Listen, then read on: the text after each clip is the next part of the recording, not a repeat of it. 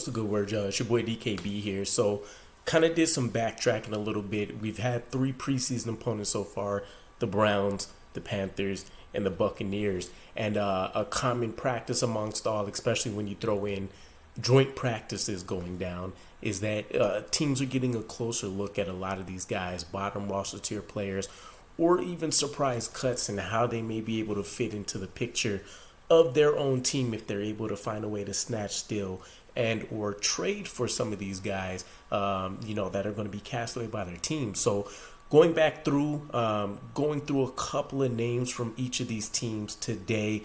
We're going to be running through the Carolina Panthers. I'll cover the Bucs, and then I'll backtrack to the Browns and see who we might have been able to snipe from each of those teams, or at least some interesting names to probably be aware of.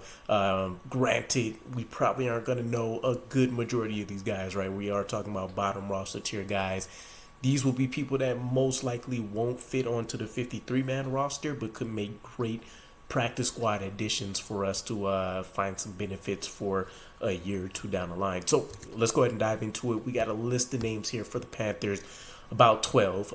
Quarterback Matt Corral is actually on this list. We have running back Spencer Brown, 2 wide receivers Laviska Shenault and Shi Smith, tight end Giovanni Ricci, guard Michael Jordan, nose tackle Bravion Roy, linebacker Brandon Smith and Chandler Wooten, outside linebacker Amari Barno, cornerback Keith Taylor, and then a cornerback Stanley Thomas Oliver. So let's talk about the quarterback, right? These are guys that, at least at this point, according to some of the articles I've seen, media at least, and some of the fans think is likely to get cut. So with Matt Corral, this name interests me for a couple of reasons, right? Coming out of college, he was a guy that was known as being smart. He was reliable with the football, not a high turnover rate, and he developed along the course of his career. So this is a guy that, he hasn't panned out with the Panthers for whatever reason. There was a lot of, the Panthers, much like the Jets, they were used to a lot of turnover in the coaching staff ranks, which means that plans between the GM and the coaching staff were going to consistently change. So Matt Corral was once looked upon to kind of be that starter, and then you've seen Sam Darnold come into the fold, and then he leaves. Now you have your guy in Bryce Young. So nonetheless, Matt Corral's kind of on the outside looking in. I did like some of the things we've seen in the preseason. He's definitely a little bit more of a daring passer.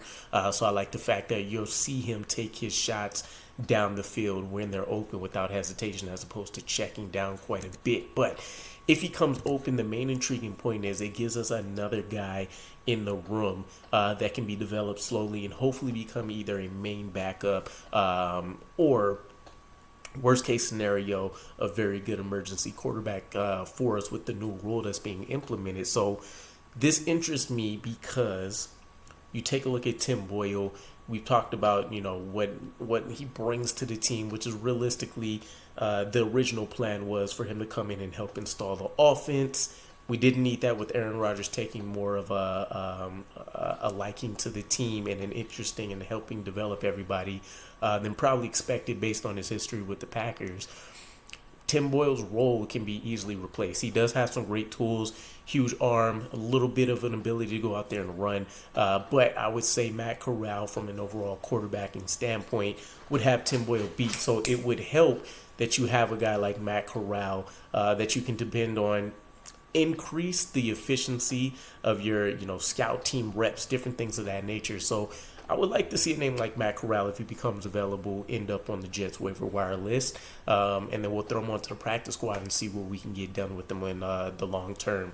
The great news is, based on what we've seen with Zach Wilson over these last few months, which have been short, working with Aaron Rodgers and his coaching staff, you would feel good that this team ideally should be able to go out there and enhance what Matt Corral can already do really, really well.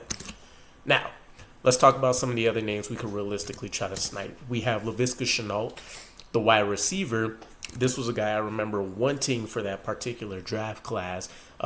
Didn't pan out the way many people thought, and maybe it could be utilization. Maybe it was the expectations of when he got picked.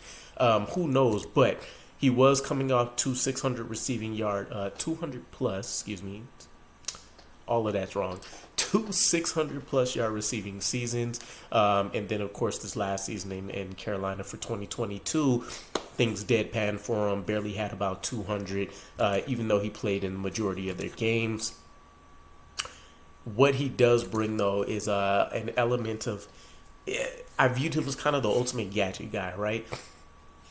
If he developed anything more into a consistent wide receiver, then that's kind of icing on the cake. But he can run out of the backfield. He can run quick slants, all those different kind of things. You can use him in plenty of ways in the wide receiver room. He's like a poor man's Mecole Hardman is what I've heard a lot of people compare him to. And then he does have a little bit of return ability if you squint hard enough with 3 kicks in his career so far. So a few different elements of maybe what he can do to help out this New York Jets offense, but freaky tools to work with from a size speed standpoint. Just hasn't really been able to pull it all together. And then again, how he's been utilized to certain degrees between Jacksonville and where he's at now, probably not the best. But coming in as a 6th man, if he were to make the 53 and or worst case scenario, being a practice squad guy that can get called up if a guy like Corey Davis goes down, who's been one of our more injury-prone players, you kind of feel good about the depth there. But nonetheless, let's keep it pushing. We have our other wide receiver, Shi Smith here, or at least their wide receiver. Same thing. This is just kind of throwing darts at who you potentially think would earn the 6th wide receiver spot if it's up for grabs in the grand scheme of things.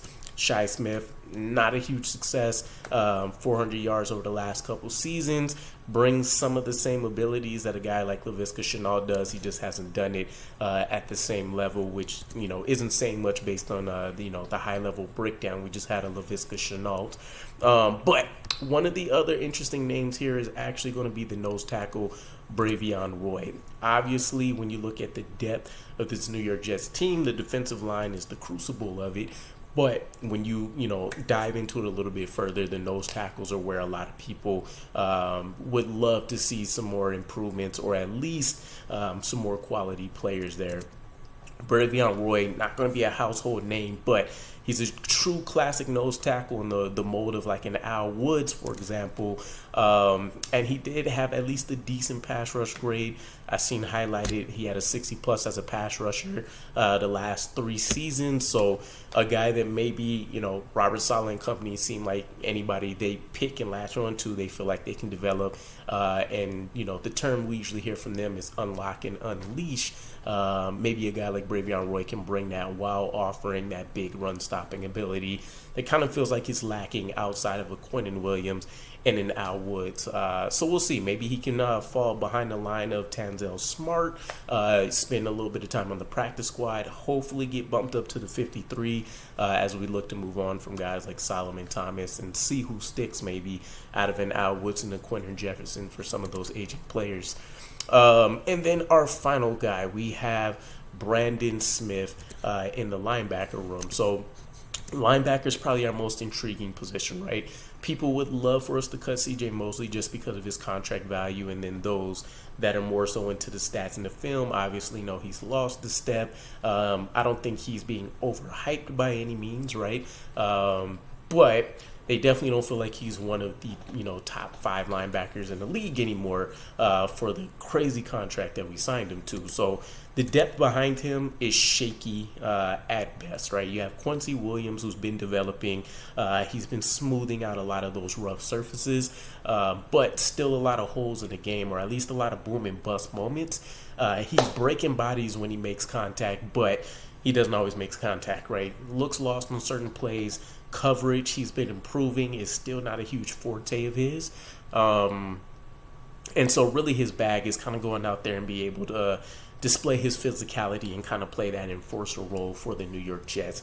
Then behind him, we're trusting Jamien Sherwood, who hasn't played a full game's worth of snaps, in the last couple years, per se, due to some injuries, and then, of course, just the guys ahead of him. And then behind that, you're looking at some of the people we have now, Zaire Barnes, Chad Surratt. We ended up cutting Malik Hall due to the injury, but you have Caleb Cherilis roaming around out there, different names like that. So adding a guy like Brandon Smith, who's a high-profile player from an athleticism standpoint, 9.97 RAS score. He was leading pretty much every territory, every area, other than his bench press, which was still, relatively okay. Was able to put up 18 on the bench. Decent hand size, all those good things that you would look for. So this is a guy that could be that, he could be that lump of clay, right, that the team looks at and says, hey, there's a lot of potential with this guy. Let's just get him in a room and see what we can get done. And again, I will point to recent history to say that this would be a smart move by the New York Jets. Chaz Surratt, similar mode, a quarterback turned linebacker. A lot of athleticism to him, though, and we've seen him in the limited, time we did during the preseason make some impact plays, turnovers, noteworthy tackles. Definitely seemed like he wasn't lost when it came to coverage and different things like that. So having a guy like Brandon Smith in the room, I think, would definitely be smart, just in terms of trying to build up some future depth. Again, when you want to talk about the future of that position, C.J. Mosley could be gone in a year. Quincy Williams isn't a guy that's cut out for a mic role. Jamian Sherwood would slide there. And then again, you're talking about for Jamian Sherwood's weak line side, strong side. I know he can play all three positions, but I forgot the one he's looking for right now, which I think is the strong side linebacker role. But then, things are up for grabs there. Will it be Zaire Barnes? Will a Chaz Surratt stick around? Who knows? So, things so far seem like the New York Jets have been comfortable just utilizing highly athletic day 3 picks, some of these experimental safety to linebacker type players. But as a true linebacker that has a lot of athleticism, you can cut a lot of the corners that you had to do for guys like Jamian Sherwood and Namza Hajrodeen. Smart play. But let me know what you guys thought. You've seen the list of names. If there's a player that you thought should have been discussed, let me know. Otherwise, let me know about the guys here you think that we could pick up through waiver wire cuts. And I'll catch you guys again. Peace.